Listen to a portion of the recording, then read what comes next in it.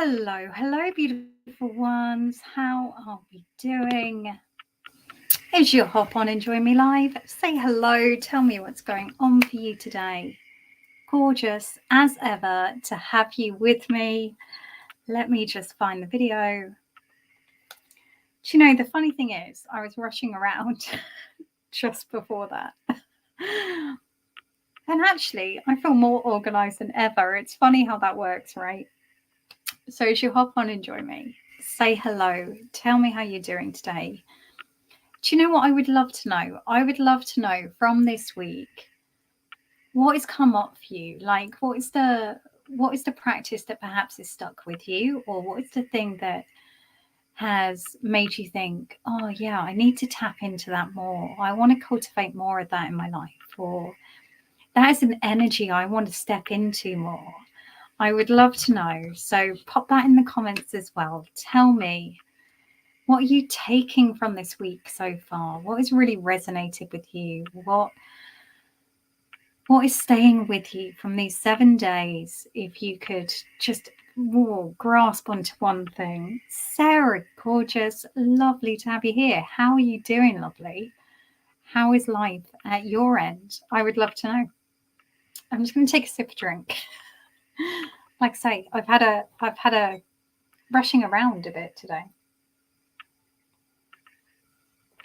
All really lovely things.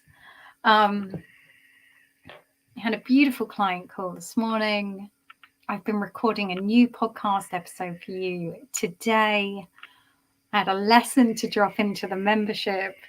We've got this, and I've got a program running later. But I love the fact that I call these things work. It's like, I feel a little bit guilty saying it because it's almost, it's the thing, right? When you tap into that energy of who it is you want to be, the life you want to create, when you create it, it can feel a little bit like you're pinching yourself because it's like, oh, it's too good. It's just too good. Hi, Susan, gorgeous. Julie, beautiful. How are you? Hope you're doing okay. Starting to think about changing patterns of behavior and catching thoughts before they run away with you. Yeah. Powerful, right? That is one of the most powerful things we can do. Once we start creating a bit of space between us and our thoughts and stop identifying them as truth or who we are, truly powerful. And you know what? I would say that's one of the things that allowed me to move from allowing external circumstances to dictate me to being able to dictate the course of my day, my life, the energy I want to step into. So I think that's a beautiful one to grab hold of. Sarah, you've had a bad cold, lovely. Sending love. There's so much going around, right? Yeah, hope you're looking after yourself and taking time to be kind and, nurturing to yourself. Deb's gorgeous. Beautiful to have you here. Hope you are having a beautiful day. Oh, so nice to see your faces. It really is. So, I can't believe we're on day 6. How are we on day 6? It's just flown by. Julie, fabulous question. Is there a way to know whether you're choosing to change or suppress an emotion? Here's the thing with emotions. Emotions are just energy in motion. Emotion. Energy in motion. But it's important we take a chance to feel them, right? So,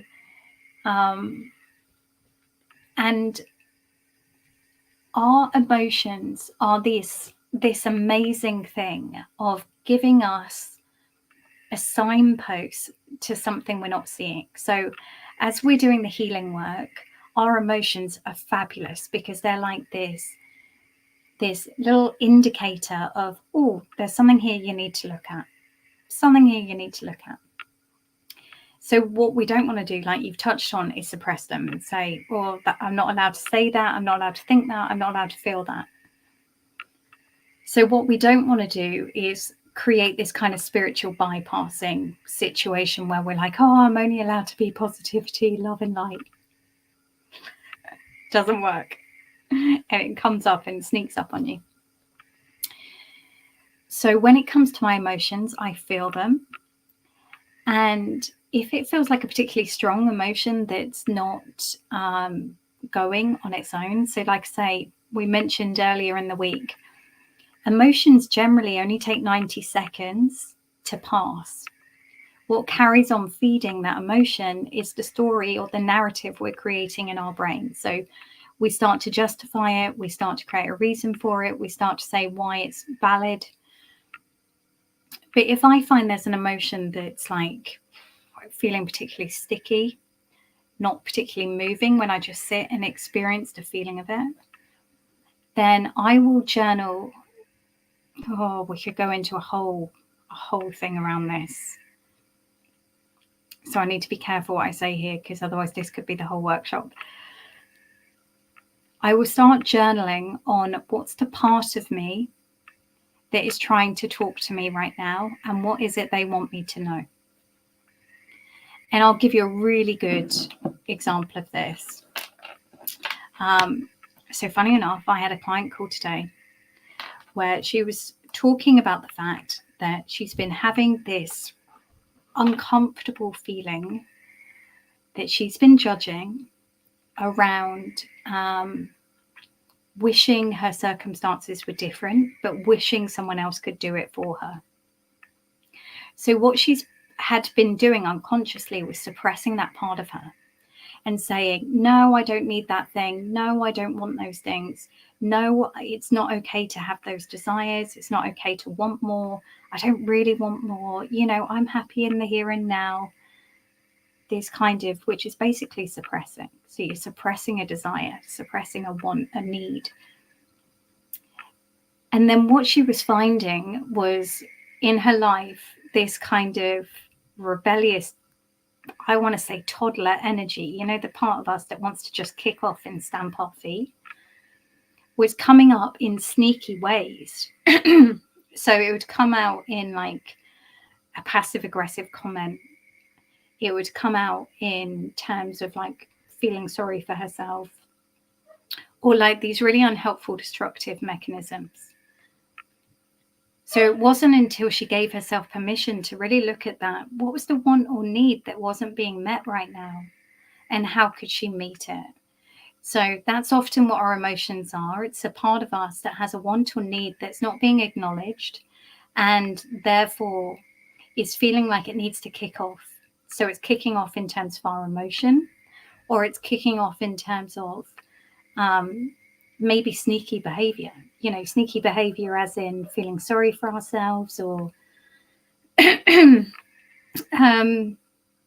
like say passive aggressive. Women, we can be, we don't like to acknowledge it, but actually of the sexes, we tend to resort to, instead of like physical aggression or overt power, like you will do as I say, we tend to be quite manipulative, like in our shadow side. So if we're not getting what we want and need and desire, and we're not acknowledging it and we're suppressing it, then we start to become manipulative of the people around us. So there's many ways we do that, but I could go on like for hours about this, but I hope that's given you a little bit of a something to take away.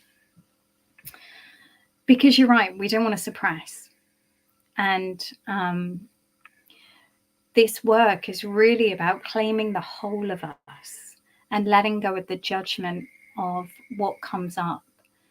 So one of the things that I work with a lot with clients, especially if you've been on a spiritual path or you've been in the healing world or the well-being world for a while, is often there's many parts of us that we're suppressing because we don't consider them spiritual.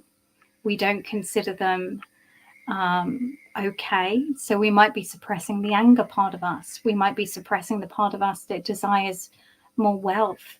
We might be suppressing the part of us that desires to have a more abundant lifestyle. And until we start looking at those things with like real compassion and love, then actually they will be operating in the background and causing this kind of disturbance. So it's really important that we honor our desires, that we honor those things that we've got within us that may want things that perhaps we've labeled as bad or wrong or not okay. Yeah, so I could talk about that forever, but we're not going to do that right now.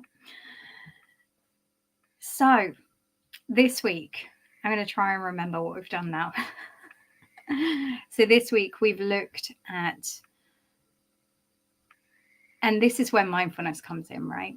So as an extension to that, Julie, before, to really understand if we're suppressing, we need to be mindful. We need to be mindful of our emotions. We need to be mindful of our thoughts. We need to understand what's that story and that narrative that we're telling ourselves in any given moment. So if we're getting upset about something or frustrated or angry, and we're allowed to feel anger, or sadness or happiness or joy, what's the story that's going along with that? What's that about? Because from that curiosity mindset, we can understand ourselves and our desires and the life we want to create with more clarity and without judgment, because we need that in order to be really whole. And so we looked at that on day 1. Day 2, I so should have wrote this down. So other things that we've looked at this week, we've looked at journaling. We've looked at how we can use that to tap into that kind of energy within us that's excited and ready for the day ahead from that place of gratitude, heart open, how can I serve? And then we looked at how we can use breath work as a way to work through any kind of resistance. So a bit like what you were talking about. If we have parts of us that we've forgotten, or we've been told that they're not okay, like we're not allowed to want too much, we're not allowed to desire too much, we're not allowed to get angry, we're not allowed to be selfish, we're not allowed to spend time on ourselves or money on ourselves. Big one for me. I had a big thing around spending money on myself. It had to be only done in a productive way, and then I'd beat myself up for that. Or I wasn't allowed to spend time on me because I'd feel guilty about how I should be home with the kids. How can we allow all parts of ourselves with love and compassion and let go of those parts of us that aren't us? So that conditioning that said anger was wrong, that said wanting things is wrong, that part of us that said that we should just put everyone else before ourselves. How can we let go of that? And that's when we use that particular breath work. And then yesterday we started forming our manifestation statement for us to read in the morning, to help us get excited about the life that we want to create, and to really step into that mindset of that's what I'm doing. This is who I'm being. This is the person I'm choosing to be today. This is the action I'm taking. And so we're going to be building on that today. We are going to be using that manifestation statement to tap into the energy that is going to make that a reality.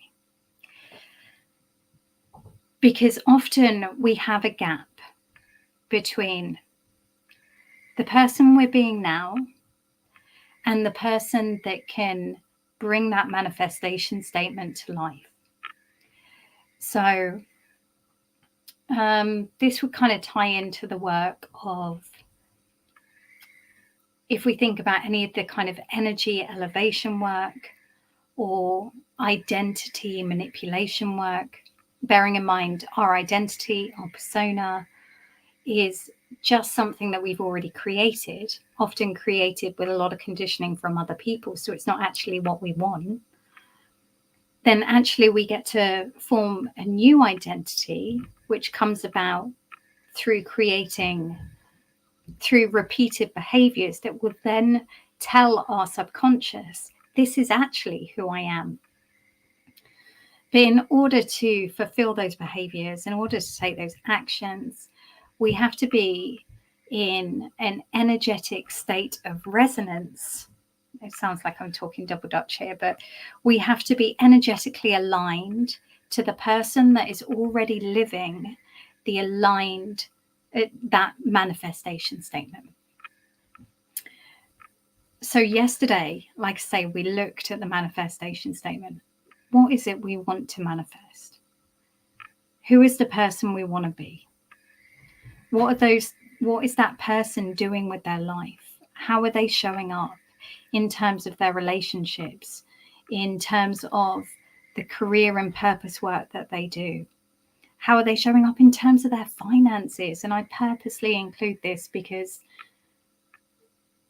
I think it is something that we suppress in the spiritual community and are made or are told to feel bad about our wants and desires. But the truth is, what we know is that once we start suppressing those wants and desires, whether they be material or sexual or emotional or money, financial, the minute we start suppressing any of those desires and telling ourselves they're bad or wrong, then inherently we're telling ourselves that we're bad and wrong. The things that we want is not okay. And so we are denying ourselves. We're denying our whole self. And this is what shamanic practices have been telling us for thousands of years, that the minute you start suppressing those parts of you, they will kick off elsewhere. And that's exactly what happens. We know this in Western psychology. You suppress parts of yourself and they will show up as a disgruntled toddler in your behavior. Before you know it, you're kicking off like a 3-year-old internally, right? You're wanting to stamp your feet and go, it's not fair.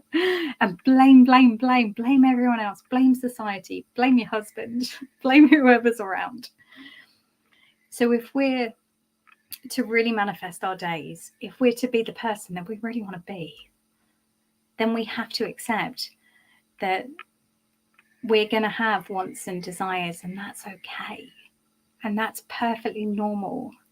We're human beings.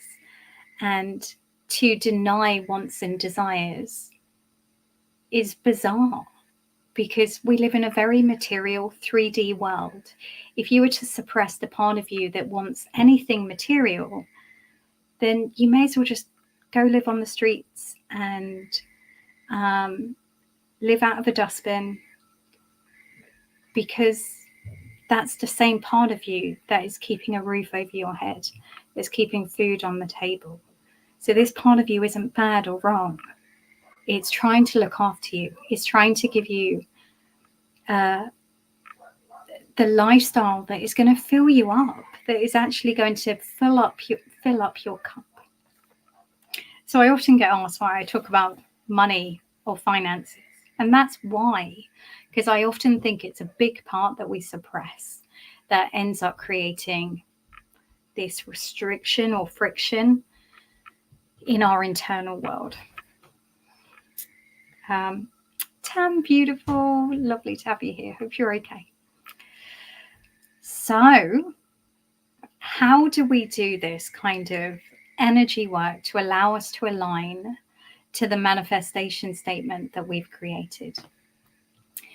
Well, it comes down to this kind of simple question of, and you know, we may have heard this in things like the teachings of the law of attraction, but again, a lot of the time that is taken in isolation out of the other spiritual laws. You know, the law of attraction is just one spiritual law, and we're not going to have time to go through all of them this week. But the law of attraction is a very real law, and we see it, right? Like, we know this. The times that you feel grateful, Like, it's like your world is just flooded with things to be grateful for. The times that, and we see this in really bizarre ways, the time that you're thinking about a friend that you haven't seen in ages, and then you bump into them in the shop, or they phone out of the blue. We have this energetic connection with each other, with things. And when we're attuned to that thing, it's almost like a magnet. It literally can't not be in your being. But often what we find is we have a different energetic being to the thing that we want to attract. So if we think about this in terms of, let's say, money, because money is a really good physical example of this, that I think most of us have probably experienced at some point in our lives. When we're in that energy of want. So I never have enough. Like, I've certainly experienced this in my lifetime. I went through a really long period. The universe likes to teach us, right? I went through a really long period of kept saying to myself, I just want the next pay rise and then I'll be okay. I want the next pay rise and then I'll be okay. I want the next pay rise and then I'll be okay. And this feeling of never enough, it's never enough. Because what would happen is I'd get to that next pay rise and I'd live to my means. And then it was like never enough, right? Because there was nothing left over for me to actually enjoy. And so then I would, it was the next pay rise and the next pay rise and the next promotion. And it was like this constant grasping. And then so what I would find is the more that I wanted, the more I felt like it was never enough. The more things came in to show me that fact. It mirrored this feeling I had within me. Whereas what I noticed was when I flipped that to, I've always got enough. Like I like in my business, I don't do things to earn money. And that sounds bizarre to a lot of people. But yes, I set goals around things that I want to bring in terms of financial income and those sort of things. But actually, when I'm operating in my business, it's never because, I want to receive that. It comes from I want to give that. I want that to be something that people receive and get benefit from and be amazing for them in their life, and they're going to get immense value from it. And so when I'm focused on that kind of, I'm so excited because I get to give this, then I tend to receive 10 times more. So it's that my energetic resonance is in line with that.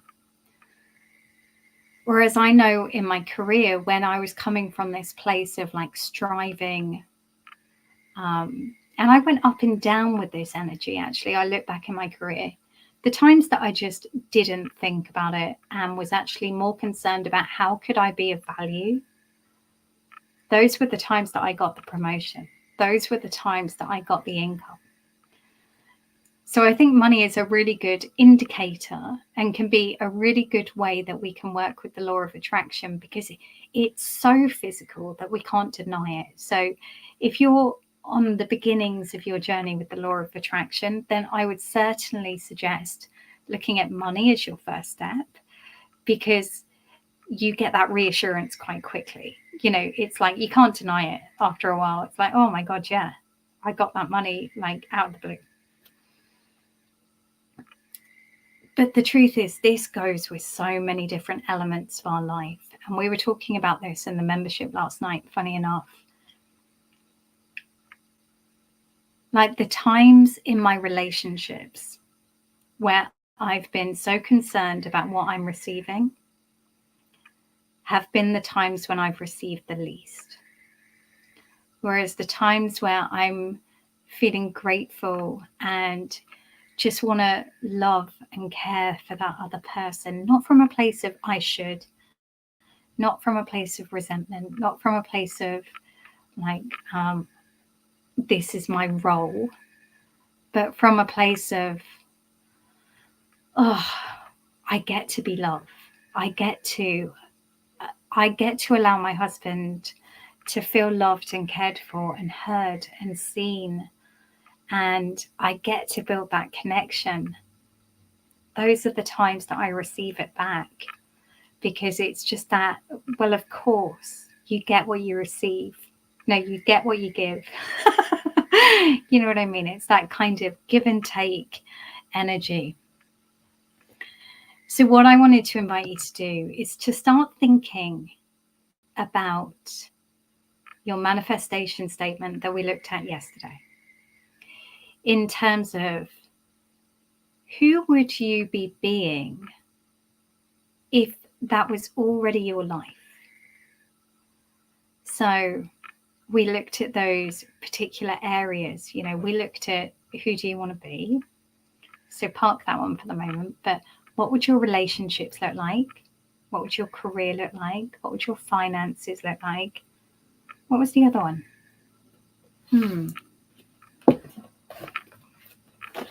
I so need to keep my notes all in one place.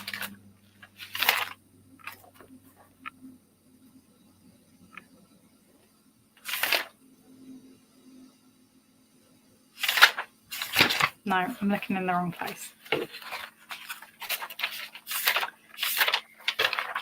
There we go. So what would your relationships look like? What would your work look like? We mentioned parking who you were being. What would your lifestyle look like? That was the other one. What would your lifestyle and experience look like? What would your wealth and finances look like? So we're going to take this a bit further today in order to think about if those things were already happening, right? If your relationships already looked like your perfect relationships, and like I say, get down to the detail. So it might be that there's huge amounts of intimacy, feeling seen, feeling valued, feeling connected, feeling like there's an interest in understanding that person and that person understanding you. It might be with your work and your job that there's a passion and an excitement and an endless amount of creativity and just this desire and drive to just get out there and make things happen and watch the transformations happen in like your clients. And I'm very much talking to the people that perhaps are in this world. But, you know, in your career, this might be that, you know, you're valued and your skills are acknowledged and your opinion is asked for. And you're invited into those rooms where the decisions are made. And actually people care about what you've got to say. Maybe with your lifestyle, it's about, you know, the space that you've got in your day. It may be in terms of what you do with your time, the hobbies that you pursue, the way your day is structured, you know, where you operate from. Perhaps you've got a deep down desire to be traveling around the world and doing what you want to do from, you know, it's kind of my desire, right? Like a camper van. You know, I love my camper van. And then finally, so finances, you know, if you have a deep down desire, remembering nothing is wrong. This isn't about labeling yourself as greedy or shallow. You know, the truth is, I have no desire whatsoever to own a particular handbag or pair of shoes, but I do desire to travel. I do desire to give my children opportunity. I do desire to be able to help them in terms of financially with buying property and getting them on the property ladder. I do desire to help them in terms of making their life easier as their mother. I do desire to have a certain standard of living where I don't have to compromise what I do with my time and energy. And so therefore, that part of me that desires a certain amount of income is perfectly okay. Of course, that's okay. There's no need for me to judge that. And the more I judge that, the more internally I will find disturbance. So thinking about those parts of your manifestation statement, who do you need to be in order to make those things a reality? So I'm just going to give you some examples here of what might get in the way. So like I said about finances, if you desire a life where you have plenty of time for learning and development, right? It's not cheap. If you want to have time for travel and pay for that and stay in places that aren't teenage hostels, nothing wrong with a teenage hostel, but if you desire a bit more luxury than that, that's going to require money. If you desire to, like say, fund children going through university or getting them on the property ladder, that's going to require money. So who would you need to be in order for that to be a reality? And I don't mean conditioning here. I don't mean conditioning around, well, all our money stories come up, right? Well, we might find stories come up like, well, I would need to be more selfish. I would need to work harder. I would need to compromise my integrity. I would need to compromise my time. No, that's rubbish. None of those things are true. Those are beliefs. What actually gets to be true is, well, I would need to value my money. I would need to start putting money aside in terms of my savings and investments, or I would need to put more money aside in terms of savings and investments. I would need to allocate some of my savings and investments for travel. I would need to allocate some for learning and development. I might, depending on your financial situation, but I might need to increase my income. So I might want to get a second passive income. I might decide that I'm changing my investment strategies. I might decide that I need to look at money more regularly and take ownership for the fact that I'm bringing in this money. I might need to increase my prices if I've got a business. I might need to finally ask my boss for that pay rise that I absolutely deserve. Do you see what I mean? So who am I being? If I'm letting go of any stories around what I think that means and actually owning it from what would feel good to me and what would make sense to me, who would I be being as the wealthy, financially abundant version of me? Other things might be, so for example, one of the things I said to myself quite early on when I was getting comfortable with money. I know that sounds bizarre, but I spent a very long time feeling guilty around money, feeling guilty for wanting money, feeling like it wasn't spiritual, blaming myself for thinking this was a bad, superficial thing. I had to realize that actually the wealthy version of me was no different to the not so wealthy version of me in terms of I would still be kind, I would still be compassionate. And you know what? She would have more resources to do the things that she wanted to do around those things. So what I started to do was behave as that wealthy version of me. So the wealthy version of me gave a shed load of charity each month. And I still do, often above what most people would according to the income threshold I'm in. So for me, it helped me to start realizing the more money I had, the more good I could do. And I do that in my business now. The more money I make, the more scholarships I give. The more money I make, the more discounts I can give. So I started to reprogram this idea of what I thought money was, which felt like this icky, dirty thing, to, oh my God, this is a beautiful resource that allows me to give more, that allows me to be more compassionate, more loving, more caring, actually have more of a difference in this community.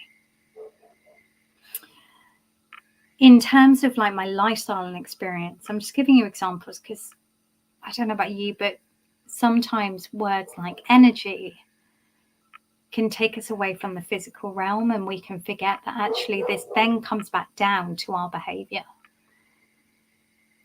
So when I started thinking about, okay, so if I was living my most abundant lifestyle, I'd be letting go of guilt. Do you know, guilt was a big thing for me. I think as women, it generally is. So if I was going to a meditation retreat for 7 days and my husband was taking care of the kids, I was going to be present on that meditation retreat and I wasn't going to be feeling guilty about it. And that took time. That took big amounts of time and a lot of inner work and a lot of keep doing the thing, keep feeling the thing, keep unraveling the story. But the more I practiced it, the more natural it became. With work, this sounds crazy, but for a really long time, I've had this belief that work had to be hard. Work had to be unenjoyable. Work had to be difficult. Work had to involve me running myself into the ground. Work couldn't be passion-led. Work couldn't be compassion-led. So I had to really think about, okay, so if I already had that beautiful vision of a business I can see in my head, who was I being in that? How was I operating in my business? What was the energy behind the things I was doing? And when I looked at it, it wasn't coming from striving. It wasn't coming from I must. It wasn't coming from a should. It was coming from a I get to do this. I get to do this. I get to go out there and help people. I've got tools and experience that have helped me on my journey, and I get to share that with people, and I know that's going to help them. Like, that's got a very different energetic resonance to I should show up online, right? I should be visible. The amount of clients that come to me that say to me, I know I should be visible. When we can change their mindset to from a should to actually, I want to do this. I want to help people. Why am I not doing this? Then there's a very different energetic resonance and the action just happens. Because of course you want to do it. Why wouldn't you want to go out there and help people? And the same with your relationships, right? Like for me, I have many beliefs around relationships. And we talked about this in the membership yesterday, about whether relationships require work, what that means in terms of whether they have to be hard work. And so who I was being in relationship wasn't mirroring the relationship I wanted to have from an energetic point of view. And we've all seen it, right? Like if you're loving and kind and compassionate and listening to your partner and being really present, that's what you get back. The times you're in your own funk, feeling sorry for yourself, blaming your partner for things that often are not their fault. You know, might be blaming your partner because they're not helping out around the house, but actually you haven't asked them. Well, if they do it, then you criticize them for not doing it well enough. Right? Let me know if that resonates. So we have to be in the energetic resonance of what it is that we want. So I've talked far longer than I meant to today, as usual. But I wanted to kind of guide you through a visualization today, bearing in mind that you get to guide yourself through this according to your own manifestation statement, in order for you to really check in with the energetic resonance of who you need to be and allow that to infuse in your being. So as you step into your day, of course, you're taking the actions that are going to take you towards your manifestation statement. Of course, your relationships are going to emerge into what you want to see. Of course, you're going to end up moving your purpose work, like taking the action to move into that ideal of your purpose and business or career that you genuinely want. And of course, you're going to start seeing financial rewards and lifestyle rewards, because that's what you've aligned to and that's who you're being. It all starts with us. Sorry, I felt like I talked too much at you. So I would invite you to get comfy, get cozy, get a nest ready.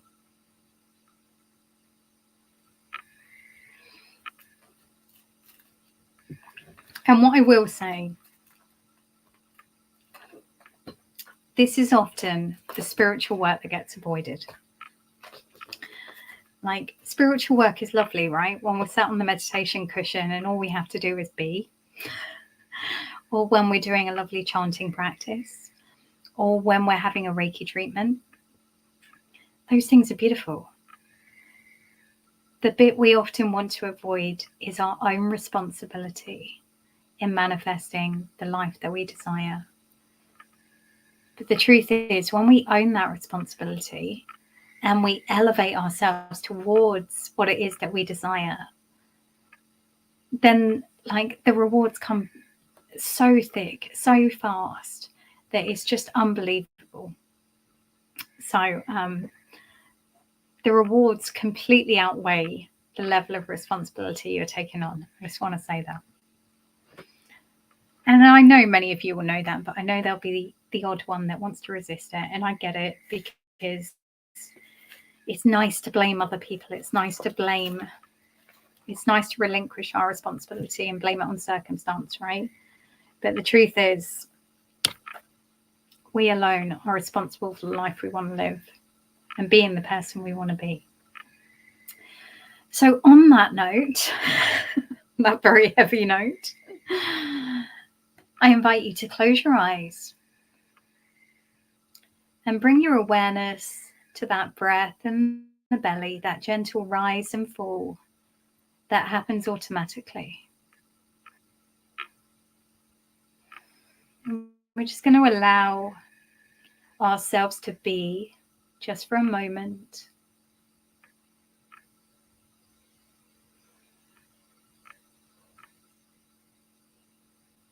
And if you feel like your mind is particularly busy today, or your body is particularly stressed, you can take in a nice deep breath in and let go of any tension with a sigh. Keep that sigh going as long as you want.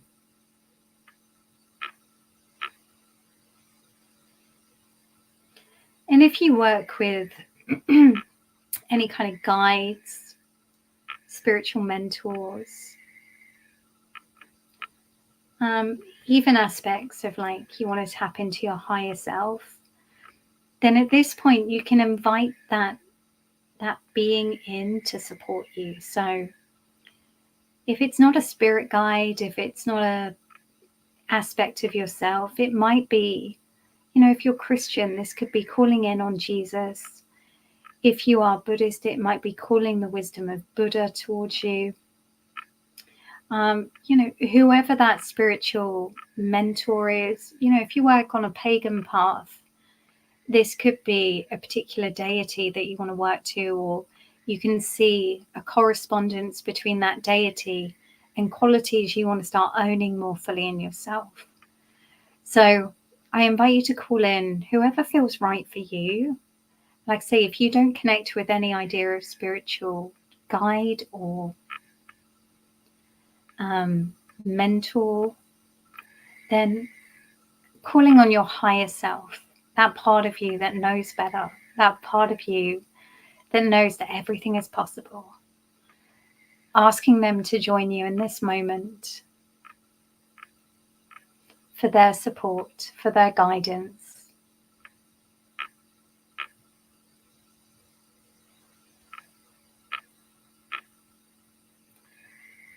And I invite you in your mind's eye to start visualizing this manifestation statement as if it's already happened. So looking at what is this most abundant version of your relationships with the people that are closest to you. Noticing how they talk to you. Noticing how you talk to them. Noticing what's the energy exchange going on.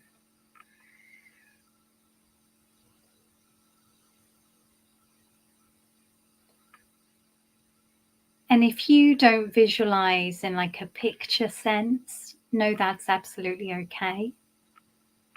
Perhaps you can just hear the conversations. Perhaps you just get a sense of what that would be like. Whatever way that comes through for you, just trust that is perfect. You might get an idea of an image or a symbol. But what do those relationships look like in your most abundant life?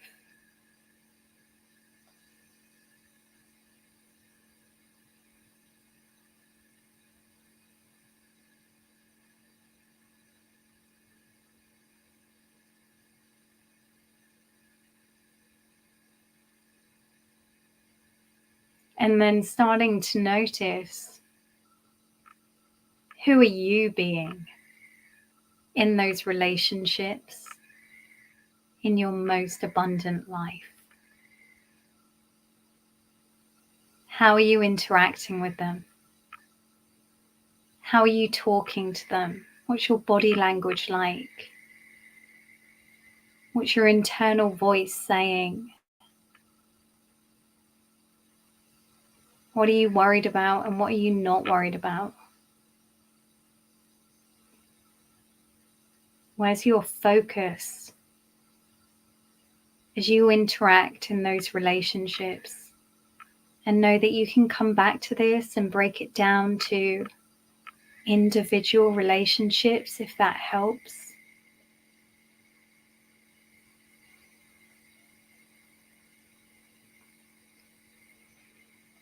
But for now, just enjoying that, watching those relationships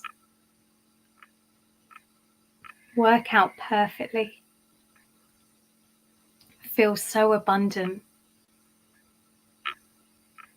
And notice how you are being in order to make that happen.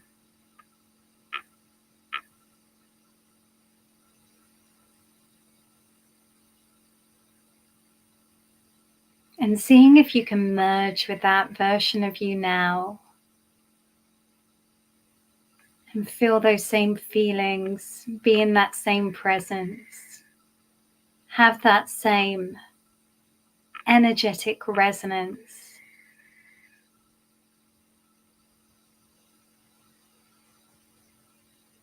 And what I invite you to do is, as you're merging with this version of you, press together your thumb and finger, whichever finger works best for you. But really push those together as you stay in this state of this version of you that's having the most beautiful relationships in your life.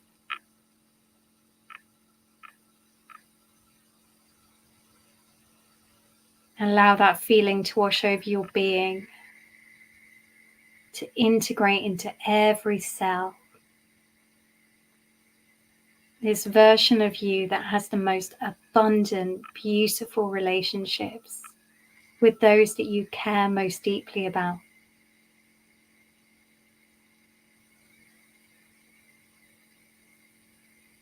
And release that thumb and finger now. And now in your mind's eye, taking that a step further, thinking about that job, career, purpose, work, business, whatever resonates with you. And I invite you to see in your mind's eye the most abundant version of that. How does that look different? What does that involve?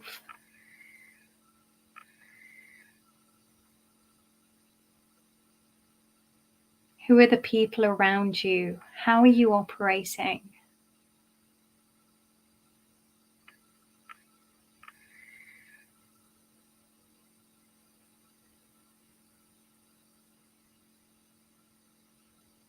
And notice how you're interacting in this image. What's different about you? Perhaps you have more self-confidence. Perhaps you feel more self-assured. Perhaps you have a clear vision of what you're doing or what you're creating. Perhaps you can see how people respond to you differently when you own this energy within yourself.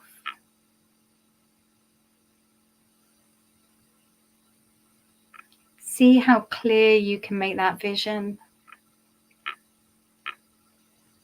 before merging into this you that has created the most abundant purpose-driven work, whether that be in a job, a career, your business.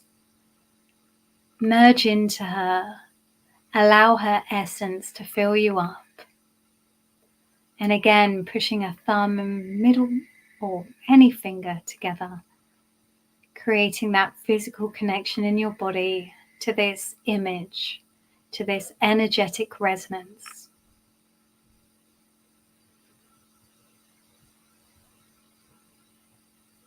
Really feeling this as who you are.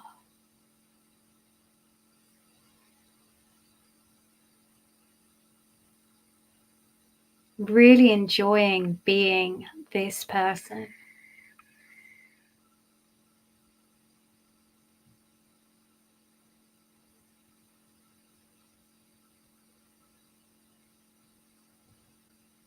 And releasing that. And now bringing to mind your most abundant lifestyle and the experiences you want to have. And watch in your mind's eye or feel in your body as those things materialize. What it would be like to be there, to feel those things, to live that life. To watch yourself experience that sort of lifestyle that you've been craving and perhaps denying.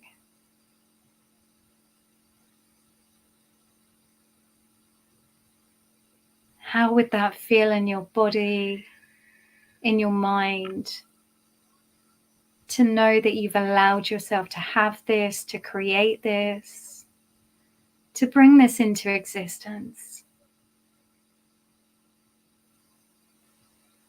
And stepping into that version of you and merging with the energy of her that's given herself permission to have this. It's been unapologetic about her desires. That it's pursued them and made them a reality. Not from a place of craving, but from a place of deserving.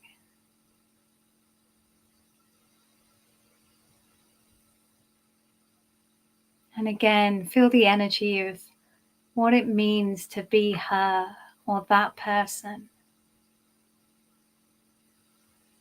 And push that thumb and one of your fingers together to create that connection in your body to this sensation.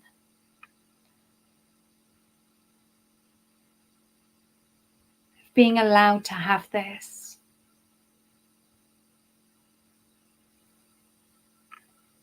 Of it being of course I get to have this. No need to justify. Unapologetic.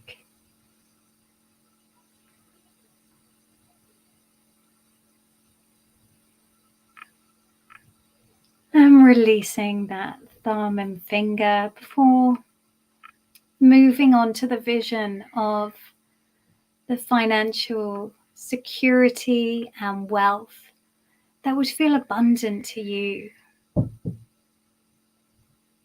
that would feel really good to live and experience.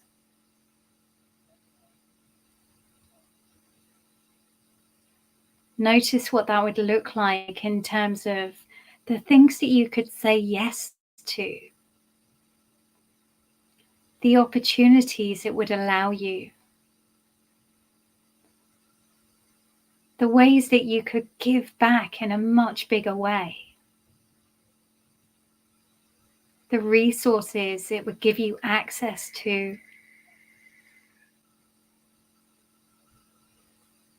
and how it would allow you to be even more of you, a better version of you,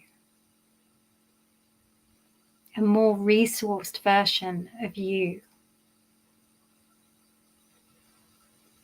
And again, we're going to merge with that version and pushing together your thumb and one of your fingers as you really feel like you understand what that feels like in every cell of your being, to be that version, that wealthy, abundant version of you that gets to say yes to the things she wants to do, that gets to experience the life she wants to experience, that gets to give back without hesitation because she has so much.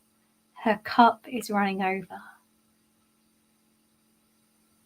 It's not a them or me situation. It's a I have so much, of course. Of course I get to help.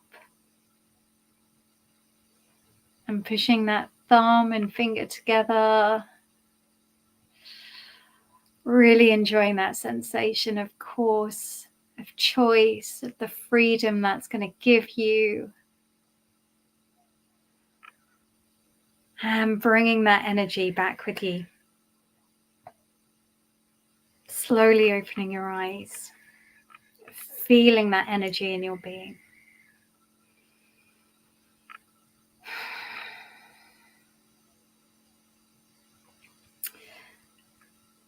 So here's the thing. That energetic resonance, you've now, as part of your morning practice, if you keep doing this over and over again, you will associate with that feeling of pushing your finger and your thumb together, or whatever finger you used. So as you find yourself, which will happen and is perfectly normal and there's no judgment needed, but as you feel yourself slipping out of that energetic resonance, as you find yourself getting bogged down with things, as you lose sight of that person that you're being, you get to remember just by pushing that thumb and finger together, because mentally you've created that muscle memory. And it will, over time, become this just thing that you do, like driving a car or riding a bike. You know, you push your thumb and finger together and you remember who you are and you show up accordingly, and that manifestation statement becomes your reality. And this is why we have that manifestation statement as part of our morning routine, so that we can check, is that still what I want to manifest? Is that still important to me? Is that still who I want to be? So I would love to hear how you experienced that, whether that resonated with you, whether you could feel that elevation of energy as you stepped into those versions of you. And don't be disheartened if that felt like a big leap at first, like meditation, like yoga, like breath work. These are practices, and the more we do them, the more powerful they become, the more ingrained they become, the more you will find yourself energetically showing up as the best version of you without even having to try, without even having to step into it. So, I hope that has been enjoyable for you. Tomorrow we have our final day. I kept you for a whole hour today. Sorry, lovelies. Hope you don't mind. Tomorrow we have our final day where we will be trying to bring it all back together. We will be doing a kind of whistle-stop tour of all these practices so that we can create one beautiful practice that encompasses that energy, that mind, that heart openness, that gratitude, that love, that being the best version of us. So as we step into the day, of course we're manifesting, but we're being the sort of person that we can look back over in our lifetime and go, oh God, this makes me feel really emotional as I say it, but oh, which is that's when you know you've hit it, right? You can look back over your lifetime and go, I did the best I could, and I was the best version of me, and I really lived this life fully, and I am taking no regrets into the next life. Do you know what I mean? It's like, that's what it's about. Debs, you can really feel it. You really embodied all those aspects. It said the last time round, and money, more work to do on this. Yeah, interesting one. Money, it's amazing how powerful the blocks are that we have around money. Susan felt like a CBT session. Yeah, we kind of drew on more NLP actually. But yeah, no, CBT. Oh, do I go into that? CBT, I personally think has limited use because it focuses on the thoughts then the feelings, whereas actually our subconscious tends to work with feelings and then the thoughts. But I do teach it as part of Coach's Ayurveda, but I prefer NLP in terms of rewiring the subconscious. So that's kind of side note. Julie, starting to make sense. Love it. Sarah, very powerful. You had a really powerful message from Muttley, your dog. I love that. In fact, he's given you the answer as something in the meditation I walked away from. Oh my God, let me just keep reading this. Bear with me. Oh, I love that. Oh, pets are amazing, right? Sarah, you've got the money block too. So the thing is, we receive so much conditioning around money. And to unwire those money patterns, we need love and grace and compassion with ourselves. So, you know, be kind with yourself as you walk that journey. And remember, this isn't money for the sake of money, right? We're not trying to be that dragon type energy where we're hoarding gold. That's not what it's about. But we can't deny the fact that in order to live a life that feels beautiful and abundant and to be able to give, we need resources. So it's like saying, you know, we do this, right? We're like, oh, I'm so loving and kind and compassionate, I'm not going to eat. Like, that's what we do with our money. It's like, I'm so loving and kind and compassionate, I'm not going to eat, or I'm not going to have any food. But actually, what would be the most loving, kind, compassionate thing to say is, I am so loving, kind, and compassionate, I'm going to generate as much food as possible so I can get that out to as many people that need it. So this is how I view money, right? It's the same sort of resource. The more money I make, the more able I am to distribute that to people that are actually deserving, rather than it being just hoarded by the top 1% of the population, which is our current problem as a society. Whereas actually, if we go out and say, well, no, I'm going to take as much of that as possible so I can then give that to people that I can see need it, whether that be charities or people that like require your time in terms of the services you provide. And like say, the more money I make, the more I offer things like scholarships. The more money I make, the more I can offer discounts for people that are in financial hardship. So for me, it's like the more I can bring into my circle, the more I can distribute to my community. So I hope that makes sense. But that took me a long time to get that into my head. I was very much money is the root of all evil. People that want money are selfish, materialistic, greedy.